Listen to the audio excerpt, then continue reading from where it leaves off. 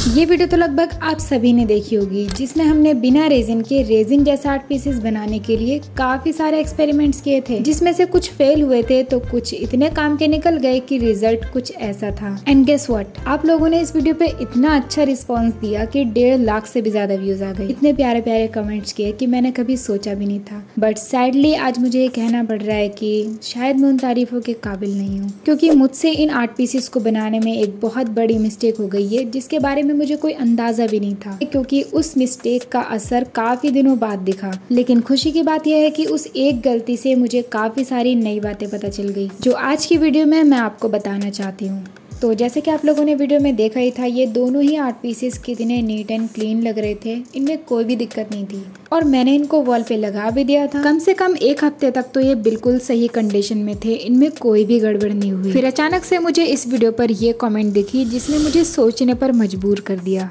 फिर क्या, मैं चली गई अपने आर्ट पीसेस को देखने, और हट वाला पीस तो मुझे ठीक ठाक ही लगा, लेकिन जब गोल वाले पीस के सैंड वाले एरिया पे मैंने प्रेस करके देखा तो ये उखड़ उखड़ के नीचे गिरने लगा। और इसको देखने के बाद मैं इतनी टेंशन में आ गई, मैंने जल्दी से इनको नीचे उतारा। इनको पलट के देखा तो पता चला कि कार्डबोर्ड की हालत काफ़ी नाजुक है। ये देखो, पूरा गत्ता नीचे से भीग चुका है, सील चुका है। अब सवाल ये आता है कि ये सिर्फ नीचे नीचे ही क्यों हुआ, ऊपर क्यों नहीं हुआ? क्या ये सब सच में वॉल पुट्टी की वजह से हुआ? तो आंसर है नहीं। इसको काफी ज्यादा गौर से देखने के बाद मुझे पता चला कि जो भी नमक के क्रिस्टल्स हमने इसके ऊपर डाले थे ना, और जो भी नमक हमने वॉल पुट्टी में मिक्स करके लगाया था, वो सब गायब हो चुका है। ध्यान से देखो, छोटे छोटे से होल्स आपको दिखाई देंगे, लेकिन नमक गया किधर? चलो इसका साइंटिफिक रीज़न समझते हैं। अगर एटमॉस्फेयर में नमी यानी कि मॉइस्चर है, और ऐसे केस में नमक को खुला छोड़ दिया जाए। यहाँ पे मैंने कार्डबोर्ड के ऊपर थोड़ा नमक डाल के इसको ऐसे ही छोड़ दिया था, तो आप देख सकते हो यहाँ पे छोटी छोटी सी वाटर ड्रॉपलेट्स आपको दिखाई देंगी। जो भी हमने सैंड बनाई थी उसके अंदर नमक था, और नमक ने मॉइस्चर को अपनी तरफ खींचा, और नमक के पार्टिकल्स पानी में घुल गए, और पानी हमारे कार्डबोर्ड में नीचे जाके इकट्ठा हो गया। इसका मतलब आपको कभी भी वॉल पुट्टी में नमक मिक्स करके इस तरीके से नहीं लगाना। इस गलती का पता मुझे पहले क्यों नहीं लगा, क्योंकि इन पीसेस को बनाने में तो लिटरली मुझे कई सारे दिन लग गए थे, और मैंने इसको काफी दिनों तक रखा भी था। तो मैं आपको बता दूं कि जिस टाइम पे मैं ये क्रिएट कर रही थी, उस टाइम पे बहुत ज्यादा गर्मी थी, जिसकी वजह से शायद ऐसा ना हुआ हो। बट अभी जब मैंने इसको वॉल पे लगाया तो बरसात का मौसम आ गया, और आपको पता ही है बरसात में एटमॉस्फेयर में कितना मॉइस्चर होता है, मौसम भी चिपचिप होता है। तो उसकी वजह से हमारा जो नमक है वो रिएक्ट कर गया, और इस मिस्टेक का मुझे अब पता चल गया। और जैसे ही मुझे इसका पता लगा, मैंने वीडियो बना के आपको बता दिया।